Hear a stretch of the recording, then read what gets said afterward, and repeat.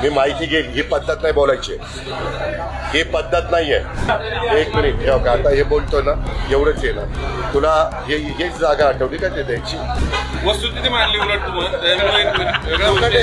त्याचा सत्कार करू. मला एक कळत नाही रे, मी सकाळपासून काम करायचं, मी कुणालाही आपलं नाही उद्या थापा मारू शकतो. काय प्रॉब्लेम, काय तुला प्रॉब्लेम आहे? मी तेच सांगितलं बाळा, म्हणूनच मला तुमच्याशी बोलायला आवडत. मी आपल्याला सांगतो की त्या महिन्यातले पण लाडक्या बहिणीचे पैसे आम्ही रिलीज केलेले आहेत, ते त्यांच्या अकाउंटला जातील.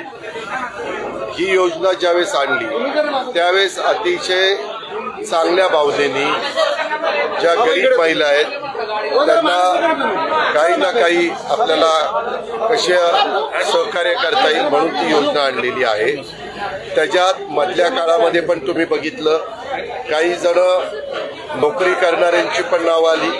जसं जसं एक एक गोष्टी लक्षात येत आहेत तसं तसं आम्ही ती नावं कमी करतोय. आता पुरुष लोकांची यायचं काही कारणच नाही. जर आलेली असतील तर ही योजना पुरुषांची करता नव्हती. त्यांना मागे जर पैसे गेलेले असतील तर ते पैसे आम्ही वसूल करू. जर त्यांनी मदत केली नाही तर वेळ पडली तर लाडक्या बहिणीच्या योजनेचा गैरफायदा घेऊन जर कुठल्या पुरुषांनी ते पैसे मिळवण्याचा प्रयत्न केलेला असेल तर त्यांच्यावर आम्ही ऍक्शन पण घ्यायला मागे पुढे बघा. कुस्ती संघटनेसंदर्भात तुम्ही उल्लेख केला, काय प्रॉब्लेम, काय तुला प्रॉब्लेम आहे? मला जे मी मगाशी सांगितलं, हो वाद थांबले, मीच तेच सांगितलं बाळा, ते वेगळं काही सांगितलं नाही. कुठल्याही क्रीडा क्षेत्रामध्ये दोन दोन संघटना असा वाद नकोय. एक संघटना असली तर त्याला उद्याच्याला स्पर्धा भरवल्यानंतर ज्यांना कुणाला पारितोषिकं मिळतात त्याच्याबद्दल काही निर्णय सरकारने घेतला असेल तर त्याची अंमलबजावणी करता येते.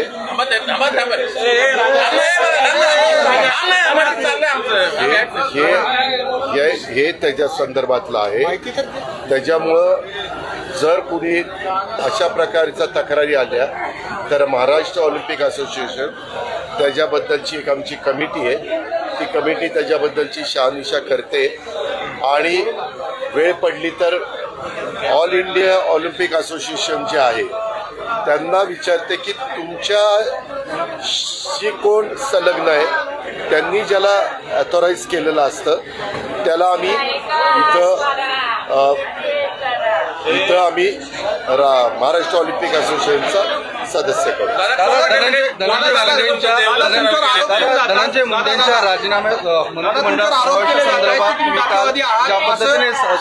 ज्या पद्धतीने काल तुम्ही संकेत दिलेला आहे तुम्ही ना एक मिनिट इतक्या चुकीच्या बातम्या लावता. मी काल मराठी भाषेत, म्हणूनच मला तुमच्याशी बोलायला आवडत नाही, मी काल मराठी भाषेत सांगितलं की कृषी क्षेत्रामध्ये त्यांनी जे काही कुणी कोर्टात गेलेलं होतं मुंबई हायकोर्टात, तिथं त्यांना क्लीन चिट दिलेली कृषी क्षेत्रामध्ये. इतर बाबतीमध्ये अजून न्यायालयीन आपण जी काही चौकशी करतोय त्या चौकशीचा अहवाल आला नाही. जर उद्याच्याला हे सगळे अहवाल पॉझिटिव्ह आले तर त्याबद्दलचा आम्ही विचार करू असंच मी म्हणलं. याच्यापेक्षा वेगळं काही म्हणलं नाही. मग त्याची काय माझी चूक आहे का? त्यामध्ये जर एखादी व्यक्तीला कुणी जबाबदार धरलं आणि चौकशी केल्यानंतर ती व्यक्ती त्यामध्ये दोषी नसेल तर त्यांना संधी दिली पाहिजे असं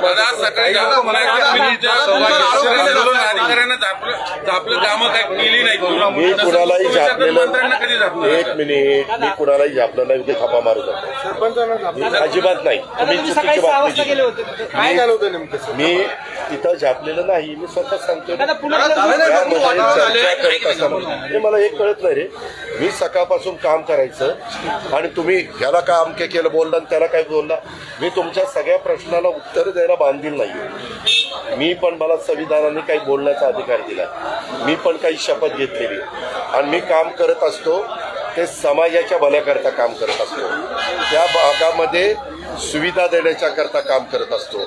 त्या भागात जे लोक नोकरी करतात, चाकरी करतात, व्यवसाय करतात, त्यांना चाकरी करतात, व्यवसाय करतात, त्यांना येणाऱ्या अडीअडचणी दूर करण्याच्या करता वेगवेगळ्या आमच्या डिपार्टमेंट असतात, त्या डिपार्टमेंटच्या लोकांना मी पालकमंत्री म्हणून एकत्र करून ते सगळे प्रश्न मार्गी लागावेत हा प्रयत्न करत असतो. बाकी ह्याच्यात माझा स्वतःचा वेगळा स्वार्थ नसतो.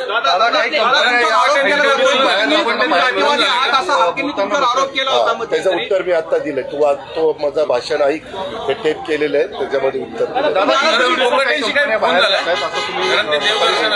असं नाही, अशा बातम्या पसरवल्या जात आहेत, त्याच्यामुळं कुठल्याही परिस्थितीमध्ये ती वेळ न येऊन देता उलट मोठ्या प्रमाणावर आपल्या या परिसरामध्ये कंपन्या आल्या पाहिजेत.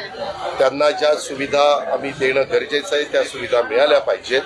आमच्या इथल्या त्या क्षेत्रामध्ये नैपुण्य मिळालेल्या मुलामुलींना तिथं नोकऱ्या मिळाल्या पाहिजेत. ही माझी साधी सरळ अपेक्षा आहे आणि त्याकरता मी बोलतोय. बातम्या तर आल्या होत्या की नाही, तुम्ही बातम्या लावल्या की नाही की बाबा असं असं होतंय, मग त्या बातम्याचा आधार घेऊन आम्ही बोलायचं पण नाही का तेही तुम्हाला विचारायचं.